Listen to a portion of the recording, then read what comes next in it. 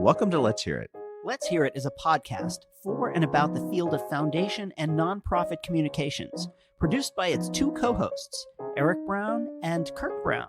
No relation. Well said, Eric. And I'm Kirk. And I'm Eric. The podcast is sponsored by the College Futures Foundation, which envisions a California where post-secondary education advances equity and unlocks upward mobility now and for generations to come. To learn more, visit collegefutures.org. You can find Let's Hear It on any podcast subscription platform. You can find us online at letshearitcast.com.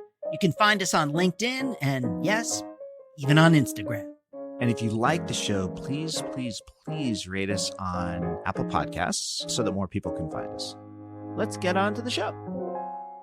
So I have to tell you, this is exactly what I needed to hear today. Is it now? This interview, this is exactly what I needed to hear today. I am so glad that we're doing this podcast.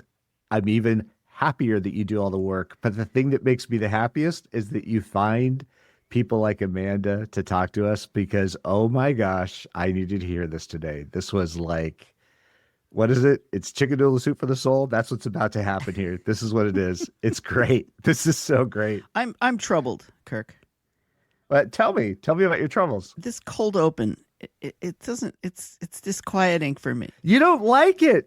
You need to hear Welcome In. I get it. Hey, everybody, welcome in. Let's hear it. I just feel like that is such an automatic fast forward 30 seconds, try not to lose your balance on the treadmill while you do it. Like that's such a, let's get to the good stuff. You just got to get that out of here. Yeah, you got to get that out of here. That's fine. But if it's disconcerting, we can do it. Hey, welcome in. You found us. It's no, let's hear it. Is that what we need to hear? You were so conditioned to hear that for so many years. I don't know. You're right. I hated it for so long, but now I miss it. It's just it's Stockholm Syndrome. It's just like your relationship to this podcast. It's true. It really is. It continues to be an everlasting labor of hate. Yeah, you just can't. All doors are closed. The windows have been barred. You're never getting out of here. But this is why. Are you kidding me? This is why. All right, back to the subject at hand. Yes. Yes. Are you? Please. This is so good. Fulminate. This is so good. This work is so important. So talk about it, set it up, and then we will have a conversation about this because, as I said, I don't know how anybody else is feeling, but this is exactly what I needed to hear today. Exactly what I needed to hear today. I spoke with Amanda Renteria, who is the CEO of Code for America, which is an organization that is working to make public services more effective, equitable, and user-friendly. Imagine that. But Amanda has this phenomenal career. She's the first Latina Chief of Staff in the United States Senate. She ran Hillary's 2016 political action. She was her political director. Mm-hmm. She worked for Goldman Sachs. She went back to the Central Valley of California to teach high school. This is really such an extraordinary person, and her commitment to making government serve people is kind of amazing. And she's fun and funny and fabulous, and it was a great conversation. And so I'm can't wait to talk with you about it. Such a great conversation. So this is Amanda Renteria from Code for America on Let's Hear It. Let's listen, and we'll come back and we'll talk. Welcome to Let's Hear It. My guest today is Amanda Renteria, the CEO of Code for America, an organization that works to make public services more effective, equitable, and user-friendly. Now, Amanda has had an amazing career in public service, and I'm really looking forward to this conversation because when this long national nightmare is over, I have a feeling that Amanda will be a part of it. Thank you so much for coming on the show, Amanda. Oh, thank you for having me, Eric. And it's going to be over, right? The long national nightmare, it will end? Listen, I think, I'm an optimist, so it's hard not to imagine the rebuild and what is possible. When the chaos slows down and people start to recognize what an incredible country it is when we are working together as an entire country and the magic that happens. So I am a believer that we will emerge from this stronger and better. It's just a matter of when that's going to happen. And I suspect it's a matter of how we do it. And we're going to talk a lot about that in this episode. So let's just dive right in. You grew up in the town of Woodlake, which is a small farming town in California's Central Valley. Can you just talk about what that was like and how you got from there to a career in public service? Sure. Gosh, I love my hometown. It's right smack dab in the middle of California. It is the lowest income congressional district in the state, or has been for for quite a bit, or when I was growing up, certainly was. Wonderful, beautiful farming community where my parents were there because they were ended up in the labor camps.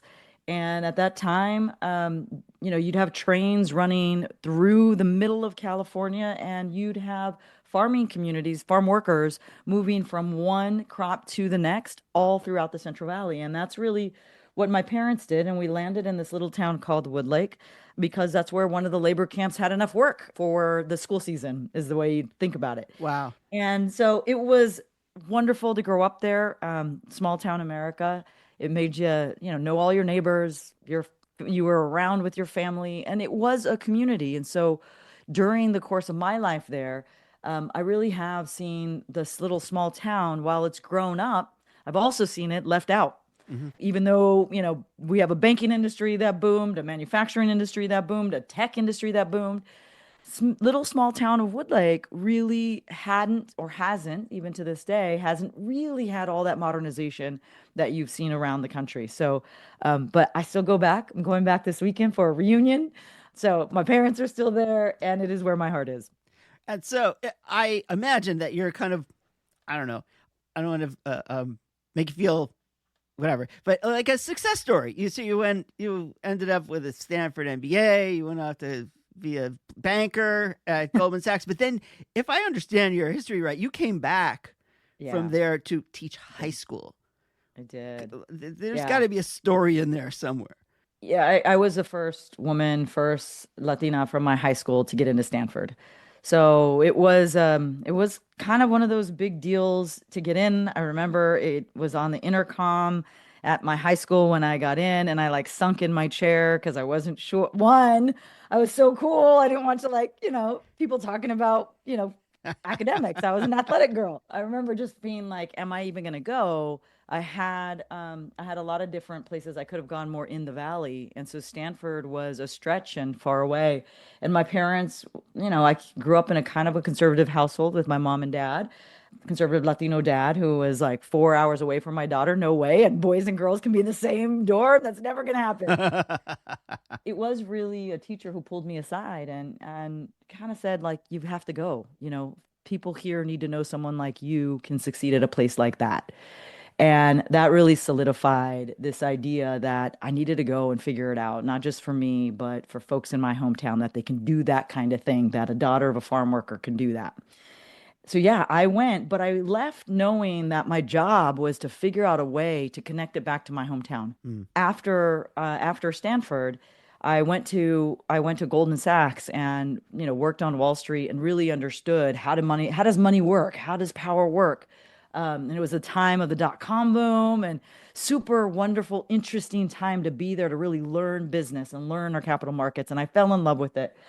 But I wasn't clear how it connected back to where I grew up.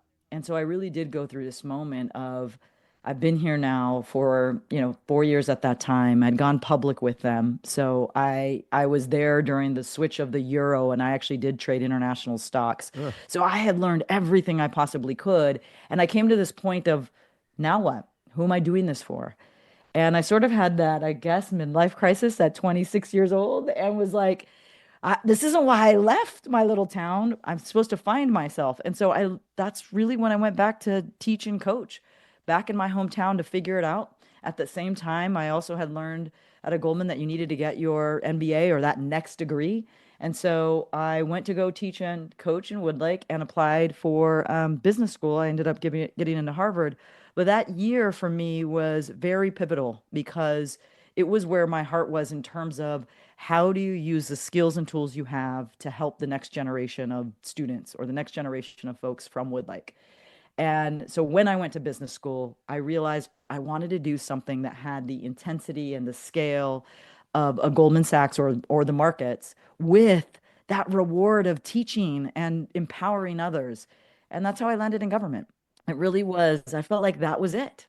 Let's talk about that. You didn't just land in government. You did a lot of government. Yeah. Can you give me a little bit of your government story? Sure. Well, the first funniest part is when I graduated from Harvard Business School and I was like, I want to I want to go into public service. Where do I go? What do you do? You call your parents and you're like, Mom, I'm trying to figure this out. She's like, Mika, go to the front lines, go learn the business. Right. And so I went to go work at the city of San Jose right out of the gate. And man, was that so rewarding. I worked in some of the, budget first, but then in their community-based organizations that are there, like a community organizer or leading community organizer in the community of Santee neighborhood.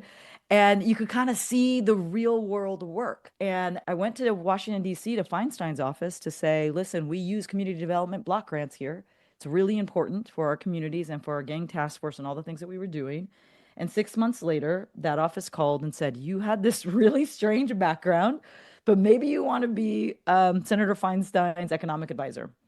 And that's how I ended up working for Senator Feinstein. Is it really went from one thing to the other. And all of a sudden I find myself in Washington, D.C. And I said, I'm going to work here for a year and that's it. Yeah. And that's it. And then, 9, 10 years later, I'm still there. And I moved from Feinstein to the economic committees, which is where Senator Stabenow of Michigan, she really sat on the banking committee, then the finance committee, and then the ag committee. And so it really allowed me to utilize not only the things I had learned in Wall Street, but also getting my MBA and kind of meshing that all together. And I absolutely loved my time in Washington, D.C., working with people trying to figure out how does our economy work for all. And you were the first Latina Chief of Staff on the Senate side. Is that correct? That's right, Eric. You're embarrassing me. I'm sorry. I apologize. Yes. And, when you think about it, it took quite a long time to have that. I often say, gosh, it should have happened sooner. But I did feel like, again, a sense of responsibility to bring a perspective that wasn't always around. And especially when we were talking about things like the Affordable Care Act and people were asking, where do permanent residents, how do they get health care? When we think about agriculture, because we did the Farm Bill, right? What does it work? How does it work? And when you grow up in the Central Valley of California, you take a huge pride in what we grow there. And I had a perspective on how do migrant kids get educated there, and how do fruits and vegetables work that are different than the commodities, and what does it mean for a community to have programs that are making sure we have organics, that are making sure we have healthy foods, and what that means for school lunch programs. And so, yeah, it really was a interesting time to be there. And especially when you think of the Latino community that is young and growing, and we need more and more to pay attention to what's happening because it's such a big part of our population. It's such a big part of our public school kids, as an example, all across the country. So I felt both honored and proud and a sense of responsibility to figure out how do I make sure that this perspective is in the halls of the Senate. And there are 100 Senate Chiefs of Staff on the planet Earth. I mean, that's right. There's 100 of us. It is a very, very small club. And needless to say, since senators can't be everywhere, so often their chiefs of staff are their proxies or kind of their power partners. What did you learn about power in Washington from being in that position? I used to say this always. Senator Stabenow of Michigan was the perfect social chair. She loved bringing people together and really trying to figure out how are we going to make this work. And I learned from her, how do you really collaborate? And so I was on the steering committee of the Bipartisan Chiefs Group, one of my favorite groups, because it really is people whose name is not on that door, but know how to get things done, are there because you believe you should get things done to make people's lives better. And there was nothing more beautiful than working with folks of different perspectives, trying to push something forward with that sort of social chair kind of way, which is, how are we going to do this so it fits that state? And how are we going to make this body work? And so it was really an honor to work, not just for Senator Stabenow and Senator Feinstein, but an honor to work at that time where we did have a very strong bipartisan group of chiefs who did a lot of the hard work, right? Many times the senator isn't going to have that tough conversation. You're going to have that tough conversation. And to have partners in that space helping to lead national policy, it really was quite remarkable when I look back on that time and everything we did, from the Affordable Care Act to the reorganization of the auto industry, really updating so that we had a modern farm bill. It is one of the most times in my life where I was most proud of doing some real work that I know changed lives. People might not know who were the people behind it, but I do. And I look very fondly on that group of folks who got together to figure it out. Well, okay, I'm going to bring one more resume thing up, and then we're going to talk about Code for America, right. I promise. You were also national political director for Hillary Clinton's 2016 campaign. Had that election gone a little differently, we probably wouldn't be having this conversation because you'd be an ambassador somewhere or something else.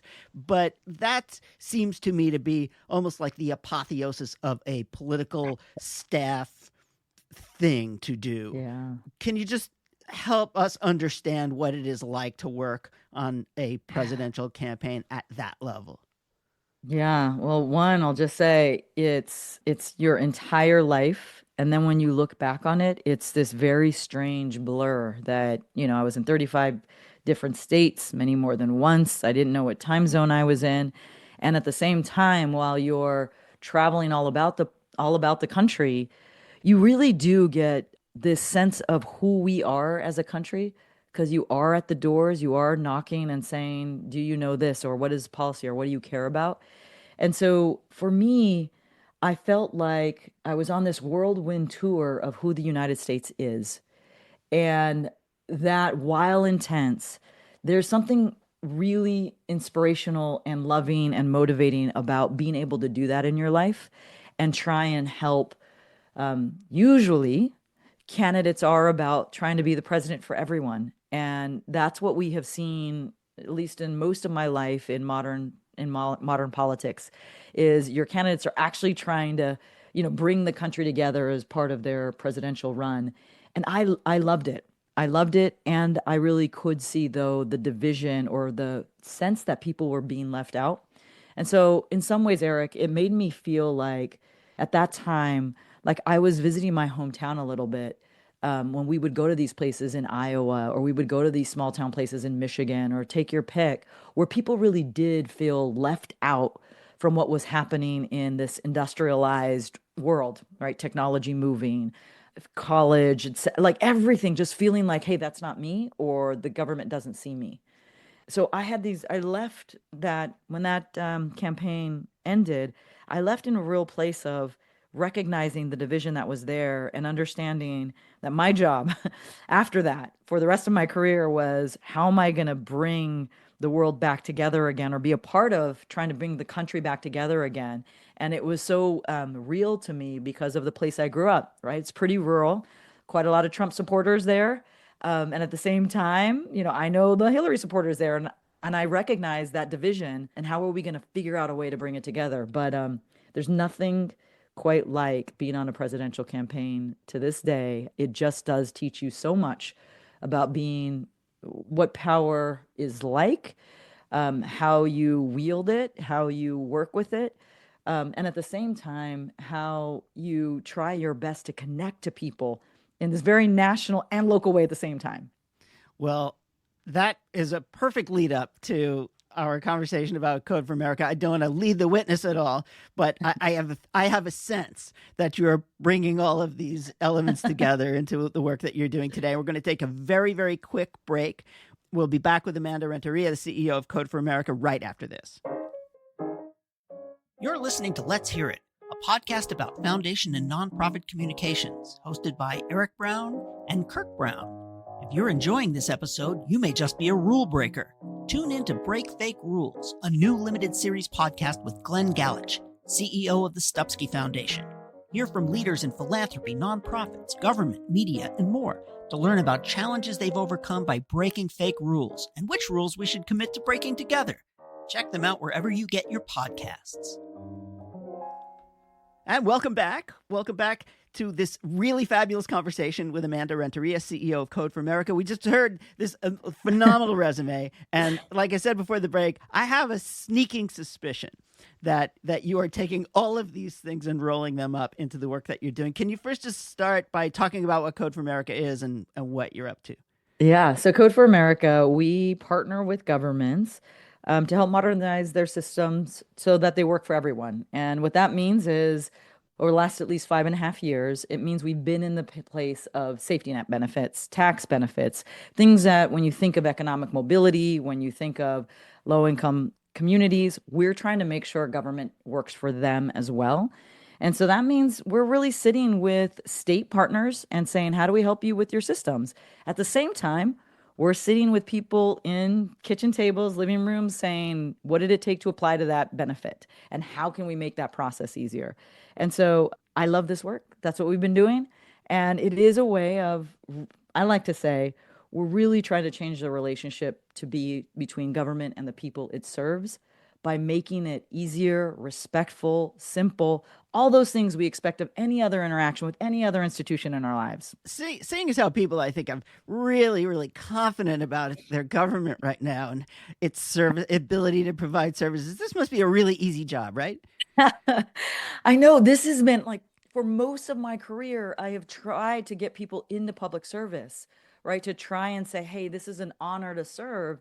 And we're in such a different time right now in how people are looking at government, right? It is changing right before our eyes. The militarization that we're seeing in some of our cities, these are unprecedented times, and not just for Democrats, for Republicans too. You're just not used to seeing that in this country, and so we are at a different time. And I still believe democracy is won by the everyday interactions of how does government help people in that moment of need? How does government show up when you need food assistance or when you need college assistance or when you need to figure out, can I buy my first home and what are the programs available for it? And so I sort of look at it and say, you know, does our mission at Code for America change about having a government that works for everyone? It doesn't, but I recognize the ecosystem around us has certainly changed. And more of what I hope we can do over these coming months and years is tell more of the story of those governments, those caseworkers that are helping people through and saying, this is the vision of government. My guess is also that, we have lots of governments in our country. We have local and regional, state and federal. Right now, the confidence in the federal government is, I'm guessing, roundabout one out of 100, if not zero. But cities and states and localities and all these other folks have to still get things done. There's potholes that have to be filled. There are services that people need, and the only way you're getting reelected is if you provide those services. How do you think about the various strata of governments, and how do you build maybe confidence in those parts of government that actually do deliver on a daily basis for people? Yeah, and we our work has spanned. When we first started, we were very much at the city county level. And then as we've moved, we were to the state level. More recently, we work with the federal government. But mostly we have, over the last 8 years or so, been living in that space of federal programs, but administered at the state level. And so we do see, like in the state of California, the county administration of food assistance. And so that is when I look at where we are right now, this 50 state experiment is incredibly important. As we are redefining what government looks like at the federal level, we have 50 different states where we get to help create the vision of what we want, right? Or what at least Code for America believes is a government that should work for everyone. And we've got 50 experiments, right? So in the state of Maryland, just recently, we helped people who were applying for food assistance or energy assistance. We helped to have one common application. So when you apply, they're looking at 5 different benefits. And now you don't have to go to 5 different buildings, but instead it should be as seamless and easy as that. And so we are seeing different innovative ways of childcare in the state of Illinois, as an example of the governor trying to figure out how do we match childcare services with childcare need. And so, you are seeing around the country different approaches to how do you serve people better. And the good news is any governor, red, blue, you do want to serve people well. And so we always have a shot when things happen at a different level at the federal, let's say at the federal level, that states and cities and counties who are closer to the people, they do want it to work. And so I love the fact that we get to our chance to work with public servants who are on those front lines and saying, how can we help you just do what you do better? And not really get into the policy or the politics. Oftentimes we're not in that. We actually take it for what it is. This is the policy. Now, how do we make it work best for the people it's trying to reach? You talked about communicating about the value of government. And since this is nominally a show about communications, Yeah. can you talk a little bit about how you are able to do that in blue and red and purple places? So one of the things I think is so interesting particularly when I talk to my private sector friends, is recognizing that government doesn't have marketing. That's not what they do or what they have, right? A lot of the comms departments or your press office is about inquiries or speeches but not really product marketing or service marketing. And so just the fact that we have helped folks build up, and this really happened in COVID, where a lot of agencies were wanting to figure out, how do I tell people here is this benefit, or here's where you go get food assistance, or we have this new program to help you make your way through this moment. And that really launched much more of our texting and communication with states around the country. Like in Louisiana, when policies changed, they were able to then text the entire eligible membership that they had, right, who were in their food assistance programs, to say, hey, this policy is changing, or if you need to renew your benefits, here's where you go and here's how you do it. So over the last 5.5 years, we have seen around the country that communications from government has vastly changed in a way that is really not necessarily educating people about programs, but educating people about what they need to do in order to be eligible for programs. And I am thankful looking back on that, and really have loved our partners in all of this, because now that we're seeing major policy changes that are going to happen with worker requirements and Medicaid and SNAP, et cetera, food assistance, that now that channel is even more important. And what I know is that channel now exists in a lot of the states that we worked with. And so that's the way they'll be able to communicate. Now, obviously, as you just said, there are going to be some headwinds for people who are trying to access services, access programs, or even find what's left of the kinds of programs that are serving people in need in this country. How are you dealing with that? We look at it as it'll be a 50-state strategy because every state is different in how they administer these services. And so trying to really meet states where they are in order to communicate how this is going to change for the people they serve. And that's what makes this so difficult, is because the change is happening with not a lot of guidance at the federal level. So states are going to be left communicating what they think is going to be guidance to people they serve. And listen, states and cities and counties are going to get squeezed because people are going to say, what do I need to do now?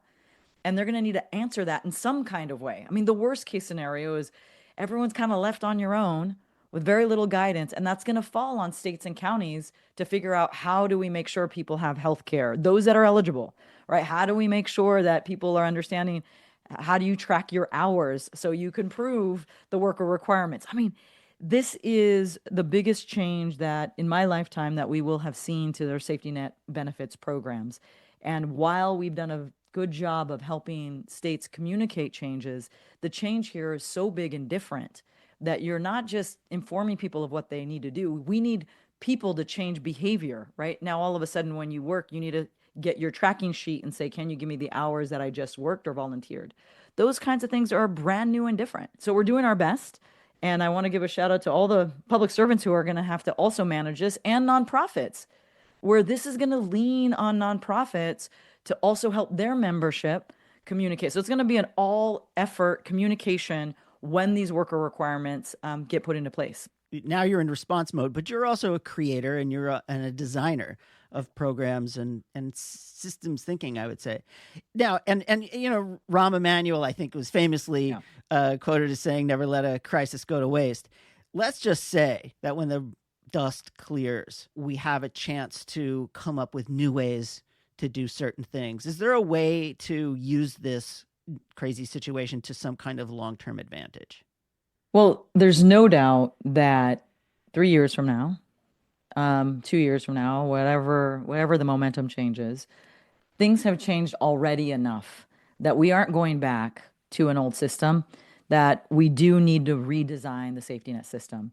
And it is, or at least it feels like it's pretty much changing all the way down to its foundation.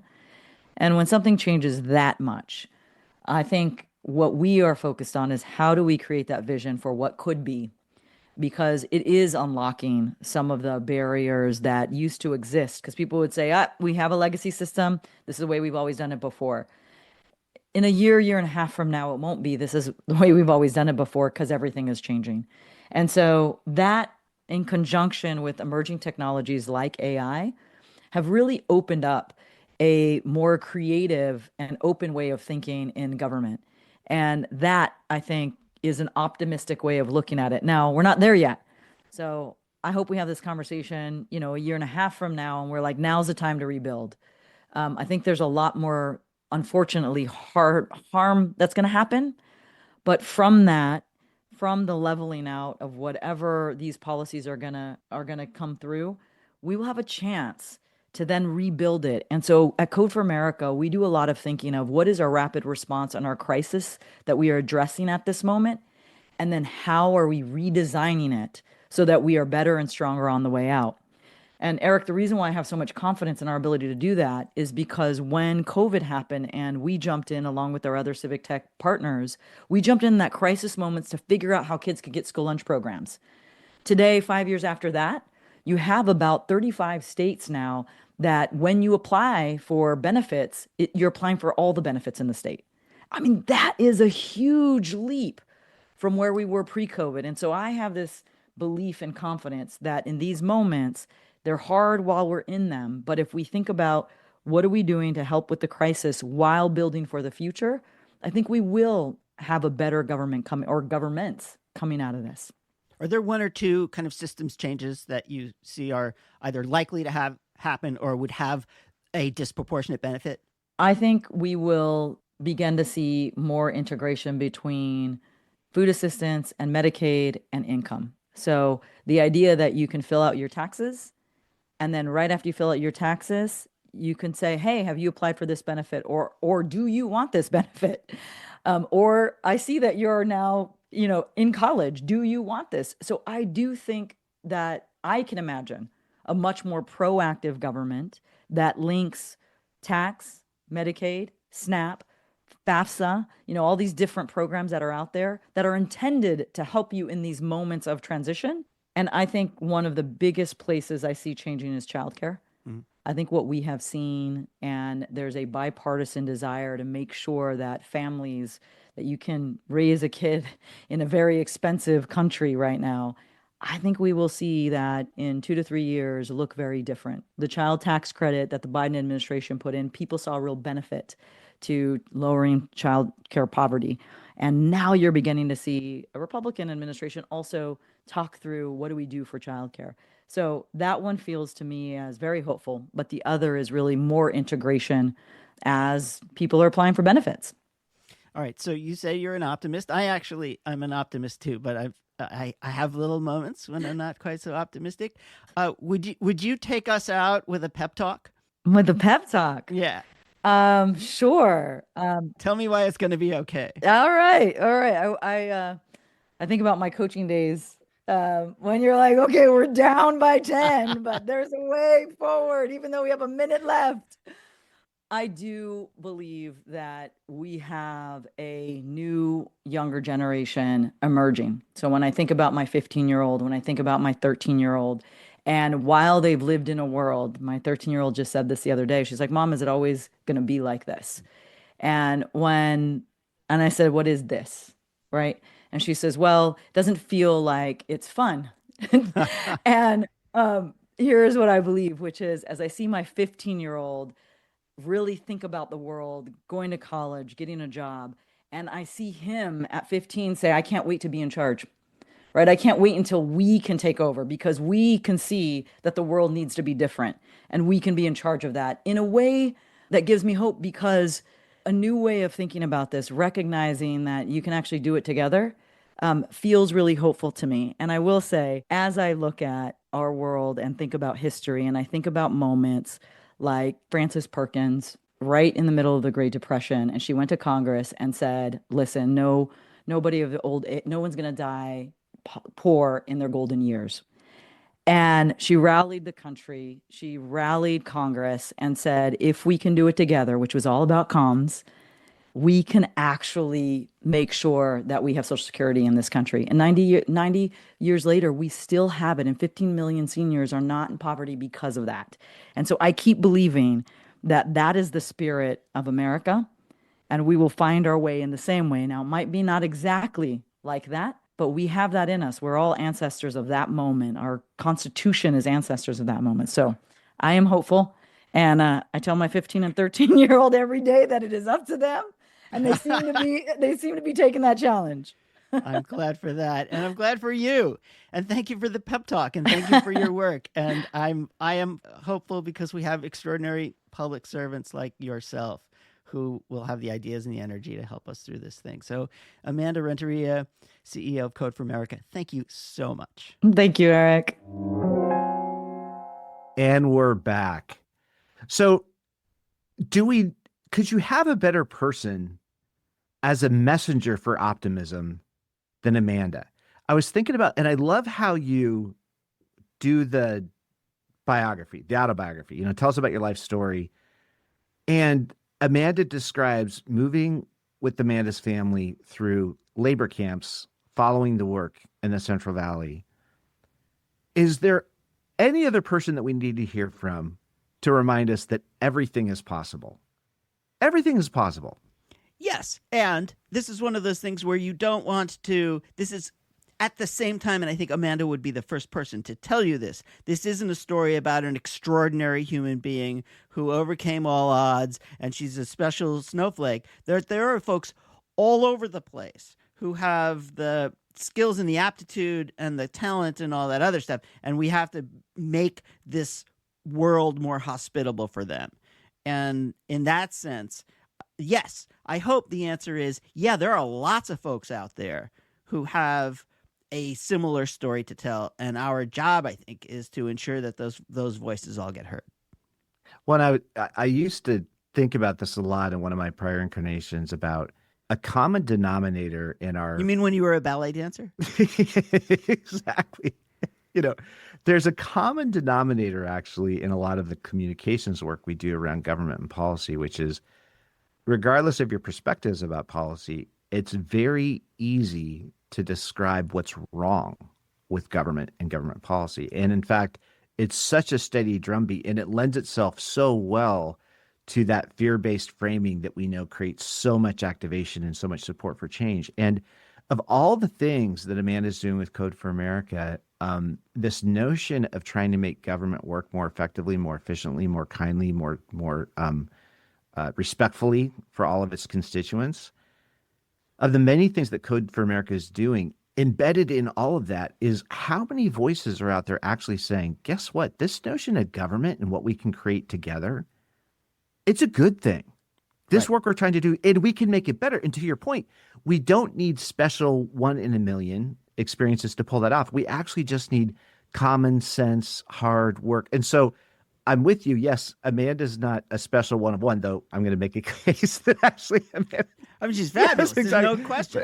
I'm not saying she's not. And I get the undercurrent of that point, but I also, every word of Amanda, in terms of Amanda's experience, I resonated with because so much of what Amanda's talking about, both in Amanda's experience growing up, Amanda's work across the political spectrum, and then, of course, coming to Code for America, is this notion of identifying segments in our society where people, communities, places are feeling left out, left behind, in creating tools and resources to help bring people into the process, not separated from. And again, this notion of creating a positive frame and positive momentum around what's possible, I can't imagine a better spokesperson for that than Amanda. And this work is so fabulous. It's incredible.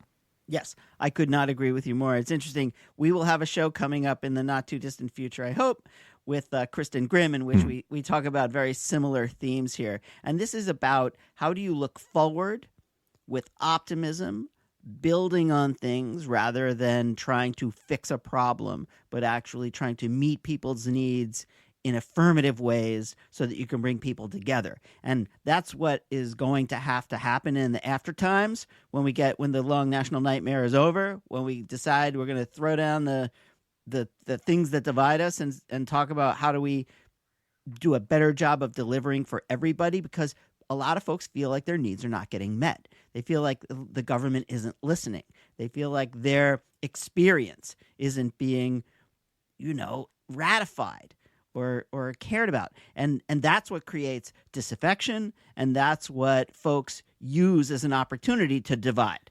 And that work, that affirmative building work to come up with a better system that does a better job of doing everything for everybody, has to be next. And we have to be a part of it. And I as I mentioned to her, Amanda is going to be in the middle of that conversation. Well, and guess what? People feel that way because it's true. Like in so many respects, they're right. They are being left behind. So yeah, it's not bad marketing. That's right. That's right. So you got into such an interesting set of considerations then as you kind of got to the conclusion of your conversation around this moment that we're in, and that notion of people not being heard, not being listened to, being disaffected.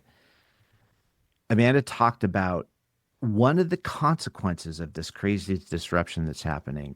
And I even hate having this conversation because here we are in the shadow of Silicon Valley that we used to feel one way about, now we feel a different way about. But this notion of disruption and disrupting old systems.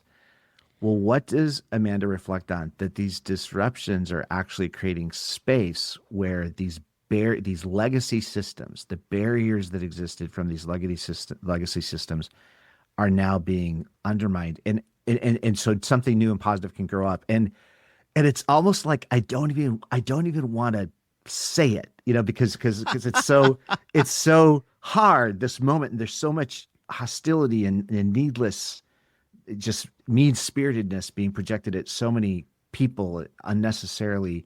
And yet you get that nugget, you're like, wow, but this is a shock. There's a shock to the system happening right now. And if we can collaborate, work with intention, follow the leadership of people like Amanda, there's actually extraordinary opportunities that could unfold from this to actually deliver things in a much better way. And it made me think about, Amanda talks about one of the consequences of COVID. There's 35 states now where if you apply for benefits, you get to apply for all of them. Yeah, it's amazing. And this is a world, Amanda's an expert in this world that for many of us, we're vaguely aware of it, but the expertise to manage it and manage it effectively, we just don't have. So it feels like this is what Code for America is doing. They're saying, hey, let's walk right behind this crisis and let's fill in wherever we can mechanisms, systems, technology-based approaches that create this more respectful, helpful, responsive government that we all know and believe we should have. Yes. And for sure, she's working at all levels of government, because, you just go where the opportunities are. And right now she's working at a variety of levels, at local and regional, and trying to help those folks access federal funds, whatever's left of them, in whatever way they can. And it's hard to get people to have confidence in their governments. Yeah. But in many ways, their governments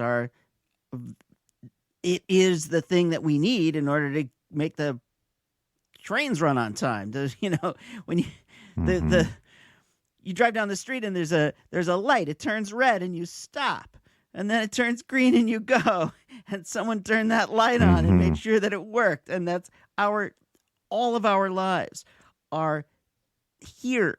We are able to live the kinds of lives that we live because someone is providing necessary public common good services, and doing that well is how you get to continue to do it well, and trying to, I think, build a sense of confidence in the ability of people to design good systems and to help our communities function well is part of the deal. I mean, it's what we signed up for 250 years ago, for heaven's sakes. And this experiment is being tested right now, but there are so many ways to deliver on the promise. And I think that Amanda and Code for America are trying to come up with those creative ways to build back some confidence in our collective ability to do well for each other.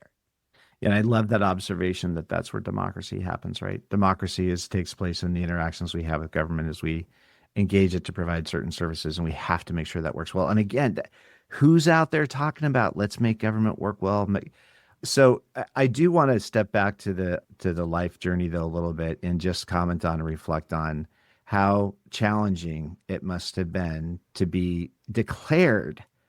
You're the first Latina, right, from our community at Stanford, right? You're the first Latina Chief of Staff. So I do it just to hold that with grace. I can't even imagine the pressure that comes along with that. And again, we see clearly in how Amanda talks about the work, approaches the work, the weight of that. You know, Amanda found a way, whatever, through her experience, her own ability to process, doesn't carry the weight of that. But I can't believe that there wasn't a weight that went with that. Yeah, it is obviously an amazing set of achievements. And you're right. If she is carrying the burden of these achievements, it doesn't show.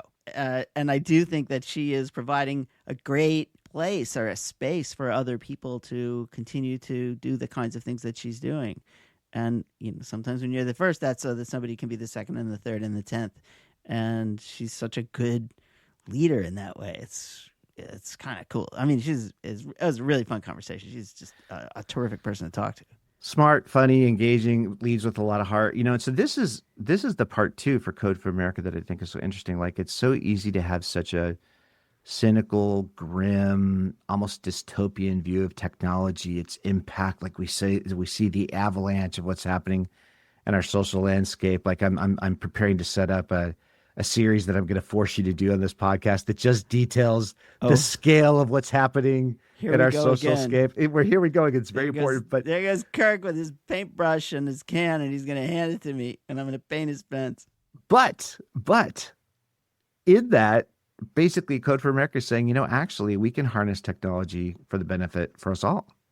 We can harness technology, and so it's this technology with the heart notion. I think that's what many of us, as all these new ways of communicating and harnessing this digital landscape first came forward. That was the promise. Actually, that was what was so inspiring. I remember back in the day, we used to talk about convening all of the senior people from all of these then nascent social companies because it was so clear they were going to have this outsized capacity to create positive influence in the world. And so it's just nice to hear another voice saying, actually, there's a grounding in this technology that we can draw on that actually can bring us together and surface and raise up the best of us. And Amanda's the absolutely right voice to carry that message forward. Well, here's the thing, and I've said this before, I will say it again. You will not get tired. You will get tired of me talking about this, but the benefits of technology have not been widely spread across the people. Yeah. The benefits of technology, and when we had the technological boom at the turn of the century, and email was going to save us time and make our lives efficient so that we could do better things with our, all that kind of stuff, it has not occurred. Instead, all of that efficiency went into the pockets of about 20 people. And looking forward, looking at AI and all of the efficiency it's going to create, the movement has to be for that efficiency to be returned to the people, not to be stuck in the pockets of the 10 or 20 people so that they can go on bended knee to the White House and get some kind of goodie from an extractive government. So like we have to make sure. And those benefits go to everybody. And those benefits ought to be able to cross party lines. And they ought to be able to cross cultural and social lines because everyone deserves a little piece of that rather than handing it to 20 people. Well, if those benefits were widely, if you could participate widely in those benefits, also think about just the scale, just the sheer volume of greater good that emerges from that too. Because that's the other thing about these kind of like black holes of wealth, if you will, right? It's like these black holes form around certain individuals, these massive pools of wealth to grow as a result. Like it doesn't really activate a lot of positive change in our society. No. And we're going to have the first trillionaire before too long. Yeah. And the first trillionaire is just happy to then become the first 2 trillionaire. Yeah. And that's not conducive to a happy, healthy society. Well, you know how we always play the game? It's like, what are people going to look back on this era and think, I can't believe they did that? So it's like you look back, you're like, I can't believe people were handing cigarettes to, people when they were 16 or 18 years old, right? Like, I can't believe people drove in cars without seatbelts. There's definitely going to be, I can't believe you were handing children phones that had social media apps on them that could shape their minds and track. But I wonder if this notion of just extreme wealth is going to be one of the other things that in retrospect, people look back on and say, I can't believe that just seems so obviously not a good idea. But what the last thing we should say before we go, and I know we're at time, but the level of technical expertise that Amanda is bringing here is breathtaking. And I'm not just talking about the technology piece where she's just very quickly moving between, it's texting, it's, how do we integrate programs here, but also her understanding of the systems, the aid systems that can be linked together and then delivered in a more effective way. And you really feel the depth and breadth of that experience, coming from her first person experience growing up, but then going through the education that she received, working at a city, being part of, Chief of Staff of the Senate, just working the committees. We could have a whole conversation about what happens in our congressional committees and actually how important the work that happens there is. And of course, being part of a presidential, but just that depth and breadth of experience, it's being manifest in so many different ways in terms of the work that Amanda's doing. And so I don't want to leave before we comment on that too. Just the level of expertise that Amanda's bringing is really impressive. Yeah, it's really spectacular work, and I encourage people to check out Code for America, to find ways to partner for sure. This is a partnering type of place, and to learn from them and to use them as a great model for other ways that we can continue to use government to help people and to make their lives better. Well, so Amanda, Code for America, thank you for the great work. Thank you for coming on our podcast. Thank you for your great pep talk at the end of that conversation. I personally needed to hear this today. Makes me feel, again, so glad, so pleased we get to do this podcast. And Eric, so thankful for you and grateful that you have such great access to these wonderful folks. And Amanda Renteria, that was just an incredible essay and generosity that you would come here and share everything that's going on with Code for America. That was awesome, Eric. Thank you so much. Anytime, Kirky. We'll see you next time on Let's Hear It. Okay, everybody, that's it for this episode. Please let us know if you have any thoughts about what you heard today or people we should have on this show, and that definitely includes yourself. And we'd like to thank John Ali, the tuneful and inspiring composer of our theme music. Our sponsor, the Lumina Foundation. And please check out Lumina's terrific podcast, Today's Students, Tomorrow's Talent, and you can find that at luminafoundation.org. We certainly thank today's guest, and of course, all of you. And most importantly, thank you, Mr. Brown. Oh, no. Thank you, Mr. Brown. Okay, everybody. Till next time.